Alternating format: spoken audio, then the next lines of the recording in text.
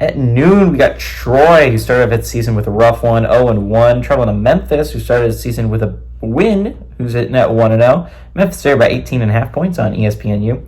Goose Crowder for the Trojans went 20 of 30, threw for 201 yards, 1 touchdown, 0 interceptions.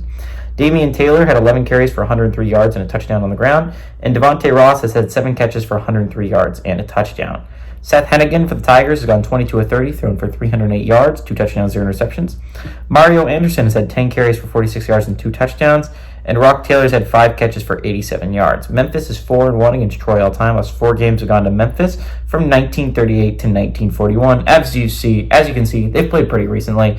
Memphis is 2-1 when it's at Memphis, and they're 1-1 in one possession games. So I think what's going to be interesting here is, again, Troy lost their first game to Nevada. It was a close one. It was a heartbreaker. Honestly, might be the candidate for most heartbreaking loss of the year for Troy. It's an early contender for them.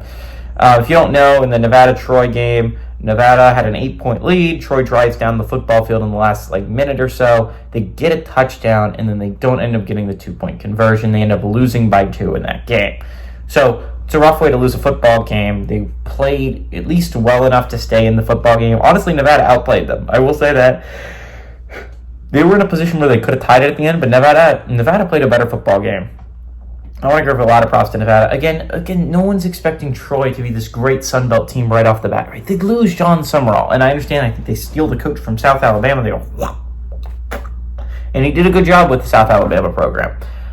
But no one's expecting Troy to be the same ever since. They lost a lot of their players and made them Sun Belt champions these last couple of years, right?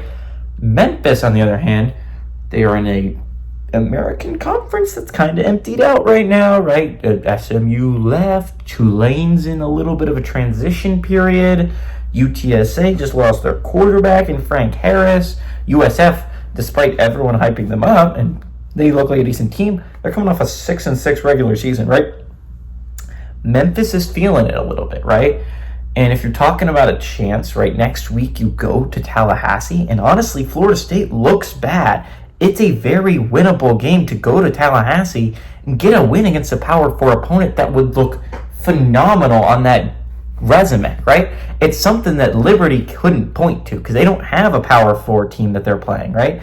Boise State, if they get the win against Oregon, obviously that's insane, and it's just you can't top that. But Memphis is a team that's they could point to that very easily at the end of the year. It's we beat a Big 4. We beat a Power 4 football team. That could be something to point to in Tallahassee. And so Memphis is a team that I think is on a little bit of an up track. If their schedule works out pretty favorably, where they don't play in the toughest conference, they don't play a lot of very good football teams, but they have a chance to have a really nice resume built out for them. And at least part of that is getting a big win against Troy, right? I think Memphis is a really good football team. I've been screaming, crying, throwing up about Memphis for a long time. There's some teams that I really like as dark horses for that candidate for a playoff spot, and Memphis is that team for me. I'm a big Memphis fan. I think Memphis is a great team built together this year. I would love to see Seth Hennigan in the playoffs, right? He's a beast of a player. I think they win this one. I think they win this one pretty handily. I don't think it's 18.5 points. I think it's a little bit more. Give me Memphis to win and cover at home.